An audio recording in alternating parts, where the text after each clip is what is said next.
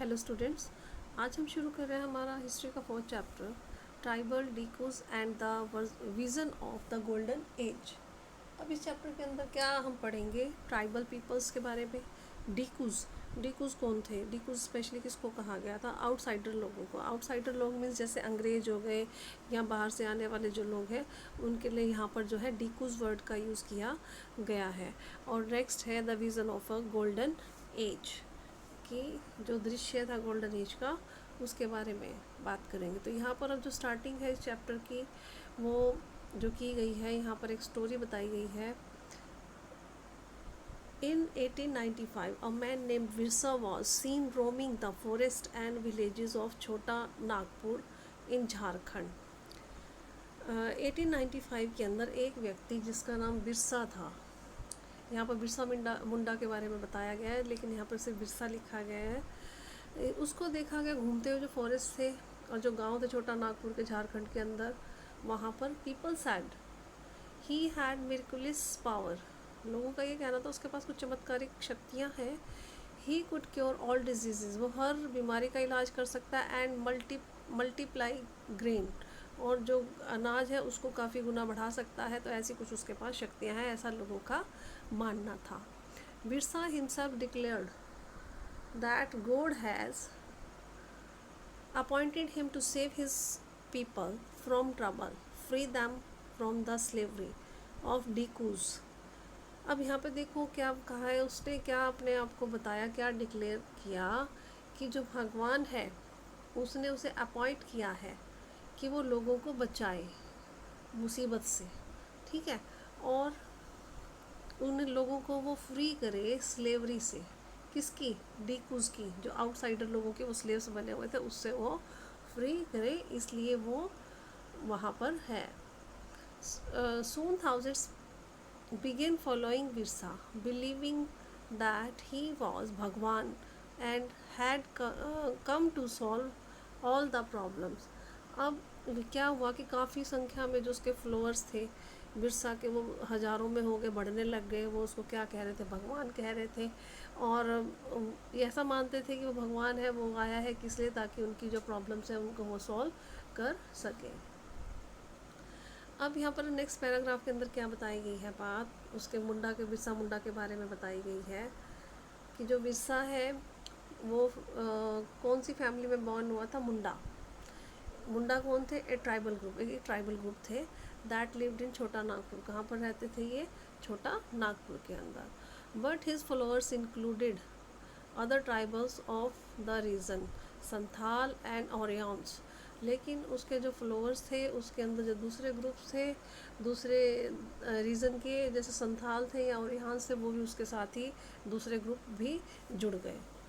All of them in the different way were unhappy with the changes they were experiencing and the problem they were facing under British rule। अब ये जो बाकी के groups थे वो भी क्या थे? परेशान थे उस समय, ठीक है। बहुत सारी प्रॉब्लम जो थे वो अलग अलग तरीक़ों से झेल रहे थे, अनहैप्पी थे।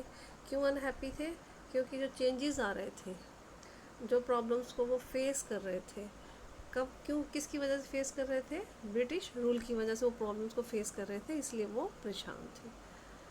their familiar way of life seems to be disappearing। अब उनको ये लगता था कि जिस तरीके से वो जीवन जी रहे थे पहले से, जो फैमिलियर था उनका तरीका जीवन जीने का, जिसको कि वो जानते थे, वो ख़त्म होता जा रहा था। their livelihoods were under threat। जो उनकी जीविका के साधन थे वो उनको लग रहा था खतरे में है, वही ख़त्म हो जाएंगे वो एक दिन। And their religion appear to be danger, और उनका जो रिलीजन है वो भी खतरे में आ जाएगा, ऐसा उन लोगों को उस समय महसूस हो रहा था।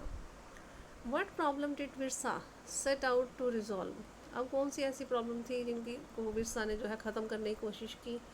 Who were the outsiders being referred to as dikus. कौन थे ये आउटसाइडर जिनको कि यहाँ पर रेफ़र किया गया है डीकूज के नाम से? And how did they enslave the peoples of the region, और किस प्रकार से वो यहाँ के लोग जो थे ना इस रीजन के, उनको अपने अंडर जो स्लेव है वो बना रहे थे। What was the happening to the tribal people under the British. अभी जो ब्रिटिश थे, ऐसी क्या घटनाएं हो रही थी ब्रिटिश काल में लोगों के साथ? How did their lives change, उनकी जो जीवन था वो किस प्रकार से बदल रहा था, कैसे बदलाव उनके अंदर आ रहे थे. These are some of the questions you will read about in this chapter. यही कुछ क्वेश्चंस होंगे जिनको कि हम इस चैप्टर के अंदर रीड करेंगे. You have read about the tribal societies last year. तुमने पिछले साल भी जो ट्राइबल सोसाइटीज़ हैं उनके बारे में पढ़ा था. Most tribes had customs and rituals that were very different from those laid down by ब्राह्मण.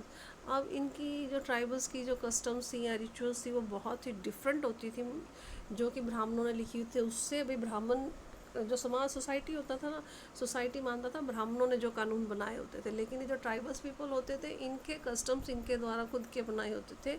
ये ब्राह्मणों के जो नॉर्म्स या कंडीशंस थी उनको ये नहीं मानते थे, इसीलिए इन्हें सोसाइटी से अलग रखा जाता था. ये इनके बारे में उस समय की सोसाइटी में इसी तरह से प्रचलन था. These societies also did not have the sharp social division. In societies के अंदर कोई भी जो है सोशल डिवीज़न बहुत ज़्यादा नहीं होती थी. That were characteristics of caste society, जैसा कि caste societies के अंदर होती थी. All those who belong to the same tribe, जो लोग एक ही ट्राइब के होते थे, thought of themselves as sharing common tie of kinship. वो आपस में क्या थे, मतलब कि भाईचारे में बंधे हुए ही महसूस करते थे. मतलब उनके अंदर ये नहीं था ये छोटी कास्ट है ये बड़ी कास्ट है, ऐसा कुछ नहीं था. भाई एक ट्राइब के जो होंगे वो आपस में भाई बंधु ही अपने आप को समझते थे. However this did not means that there were no social and economic differences within tribes. लेकिन ऐसा अब बिल्कुल भी नहीं था. इसका अर्थ कि सोशल और इकोनॉमिक डिफरेंसेस इन ट्राइब्स के अंदर नहीं होते थे, ऐसा बिल्कुल भी नहीं था. अब यहाँ पर है नेक्स्ट आपका how did tribal groups lives. अब किस प्रकार से ये जो ट्राइबल ग्रुप्स हैं वो रहते थे. By the 19th century tribal peoples in different part of India were involve in the variety of activities. 19th century से ही जो इंडिया के अंदर जो अलग अलग हिस्सों के अंदर ये जो ट्राइबल लोग थे बहुत सारी एक्टिविटीज़ के अंदर इन्वॉल्व होते थे. अब एक एक्टिविटी यहाँ पर बताई गई है, वो कौन सी बताई गई है, झूम कल्टीवेटर्स. सम वर झूम कल्टीवेटर्स. कुछ क्या थे, झूम कल्टीवेटर्स थे. शिफ्टिंग कल्टीवेशन पढ़ा हुआ है आपने पहले इस बारे में.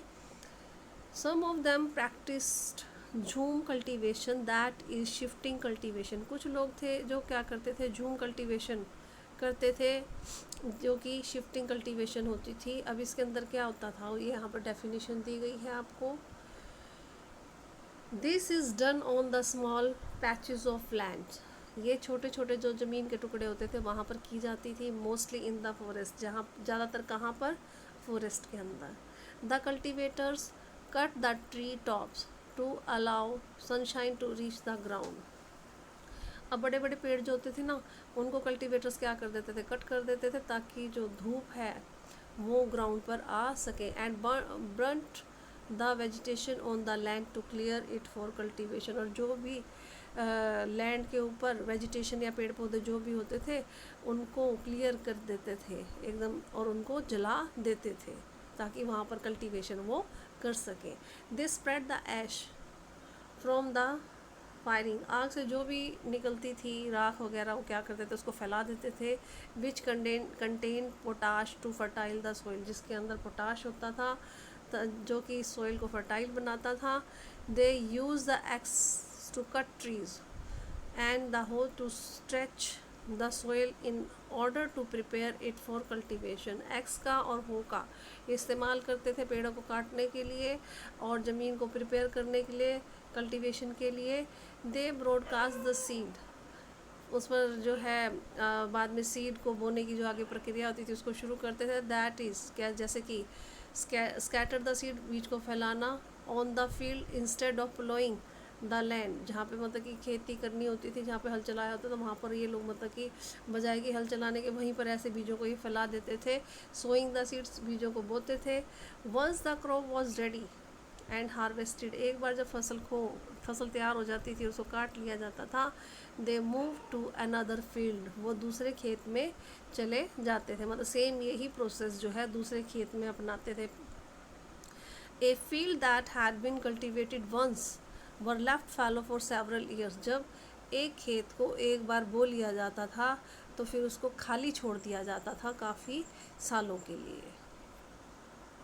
इसे कहा गया है यहाँ पर शिफ्टिंग कल्टीवेशन.